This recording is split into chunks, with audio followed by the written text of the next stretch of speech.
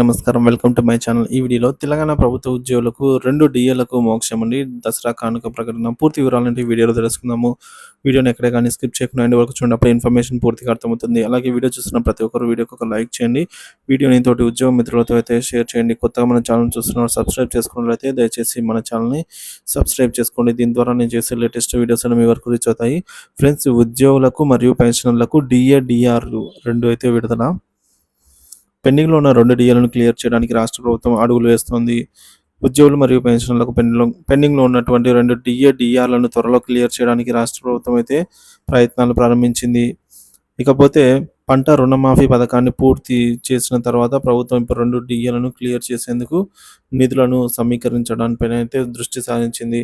ఉద్యోగులు మరియు పెన్షనర్లకు 4 డీఏ బకాయిలైతే ఉన్నాయి. ఇప్పటికి అక్టోబర్ మొదటి వారంలో జరగనున్న దసరా పండుగకు ముందుగా అయితే ఈ 2 డీఏలను క్లియర్ చేసేందుకు నిధులు సమీకరించాలని అయితే ముఖ్యమంత్రి రేవంత్ రెడ్డి గారు ఆర్థిక శాఖను ఆదేశించినట్టుగా అధికార వర్గాలు తెలిపాయన్నమాట.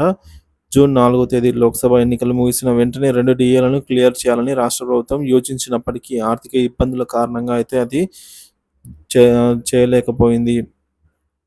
రైతులకు పంట రుణాల మాఫీ పథకాన్ని అత్యధిక ప్రాధాన్యత అయితే ఇచ్చారు. దీనిని స్వతంత్ర దినోత్సవం నాటికి పూర్తి చేయాలని అయితే ఆయన కోరారు. తదనంతరం జూలై 18 నుంచి ఆగస్టు 15 వరకు బ్యాంకులో పంపిణీ చేయబడిన పంట రుణాల మాఫీ 18,000 కోట్ల రూపాయలు అవసరమయ్యే నిధులను ఆర్థిక శాఖ నిర్వహించిందనమాట. ఇదిలా ఉండగా పెండింగ్లో ఉన్నటువంటి డీఏ మంజూరు కోసం తెలంగాణ ఉద్యోగ సంఘాలు రాష్ట్రంపై అయితే ఒత్తిడి పెంచాయి. ఇందుకోసం 53 ఉద్యోగ సంఘాలతో కూడినటువంటి తెలంగాణ ఉద్యోగుల గెజిటెడ్ అధికారులు, ఉపాధ్యాయులు, కార్మిక పెన్షనర్లు జేఏసీ ఏర్పాటు చేశారు. సో త్వరలోనే దసరా కానుకగా అయితే మనకు 2 డీఏ, డీఆర్‌లు రాబోతున్నాయి.